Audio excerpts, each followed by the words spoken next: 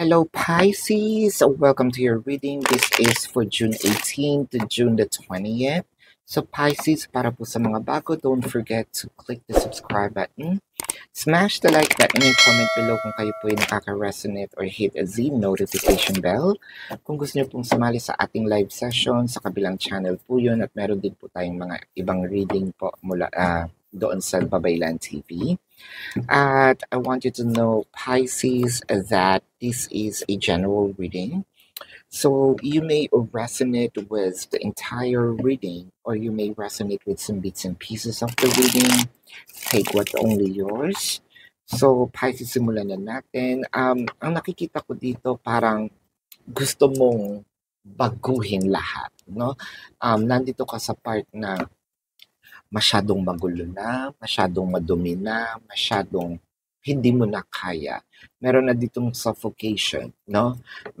Nandito pa naman yung part na pag naiirita na si Pisces, naiirita na siya. At hindi lang siya gagawa ng paraan, to the extent na kung pwedeng mag-start ako from the scratch, gagawin ko yan, no? Kumbaga, para sa akin, hindi naman madali, hindi mahirap magsimula muli, no? Kumbaga, papunta ka na doon sa part na pasuko na ako, ayoko na, no? Nandun ka na rin sa part siguro na parang konting-konti na lang bibitaw na tayo, no? With the Two of Swords, the Three of Cups, and the Ten of Cups. Kasi parang sa'yo, yung iba sa inyo bumitaw na actually. Yung iba sa inyo parang iniisip, bakit yung person ko puro happenings na lang ng kaibigan niya, no? Mabuti pa yung kaibigan niya, nakakasama siya, ako hindi, no?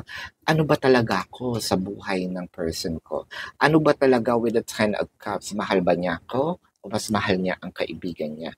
Usually, nagiging, isa ito sa mga nagiging napakalaking issue, no, kay Pisces. Itong parang meron siyang kakompetensya palagi, no? With the Two of Swords clarified by the Three of Pentacles and the Page of Wands. So parang yung idea natin ng separation is more of nagiging clear na. Mas nagiging, sabihin natin, to a point na mas siguro nagche-check na rin ako ng ibang tao, no? Nagkakaroon na rin ako ng crushes sa iba. Mas, kumbaga, pinipili ko na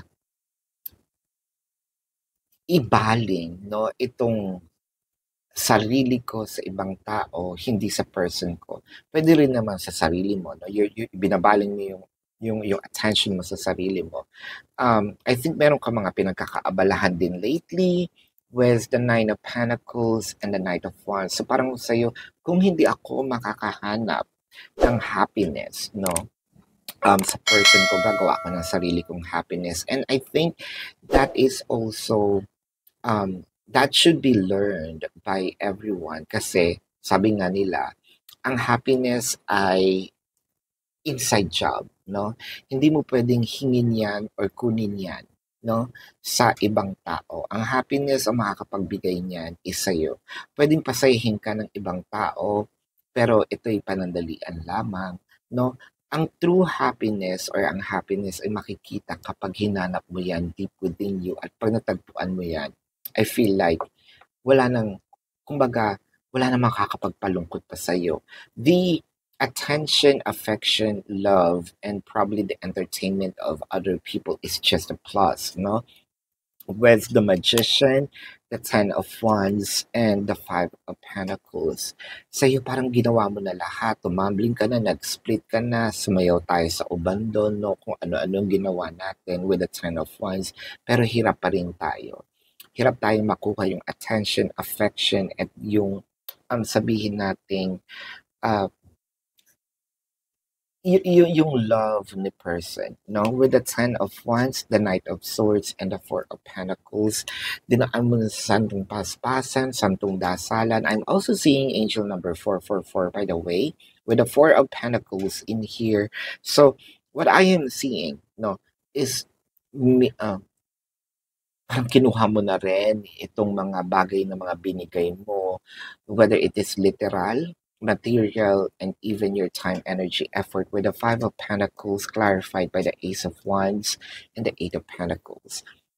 So, Ace of Wands, hindi ka na rin ganun ka-active, no, when it comes to making love to the person. The Two of Wands and the Seven of Swords. I feel like baka nga either pumapasok tayo or naipasok tayo sa isang third party situation na either ayaw natin or sinadya natin.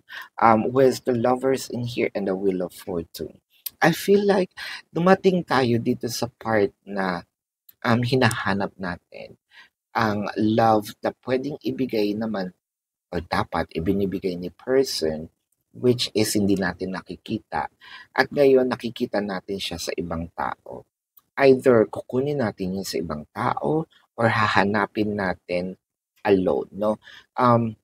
Again, we are here to read the situation, not to judge the person. Probably iba sa mga Pisces is papasok sa ibang third-party situation na buo na and probably will take, some of, kasi, di ba, hinahihirapan. Yung iba naman, I'm going to build from the scratch. Ayan. So, tignan natin dito, Pisces, ang zodiac sign ng person mo. This could be their sun sign or a placement in their chart. I am seeing Sagittarius. I'm seeing Gemini, Leo, Taurus, Virgo. I'm also seeing Capricorn, Pisces, no? Baka kapwa Pisces ito. I'm also seeing Scorpio. Let's see some more. Did I say Virgo? Yes. Yan. So this is your reading. So, Pisces again, para po sa mga bago, don't forget to click the subscribe button, smash the like button, comment below kung kayo po yung nakaka-resonate or hit the notification bell. Kung gusto niyo po ng dalawang reading sa akin, sa kabilang channel po yun, may mga readings po tayo doon at nagla-live din po tayo. Kung meron kayong mga tanong sa comment section po sa YouTube, hindi sa TikTok, sa YouTube, no? Pwede kayo magtanong as long as the question is answerable by yes or no. And kung feeling nyo hindi kayo masasatisfy sa yes or no na sagot, dito po sa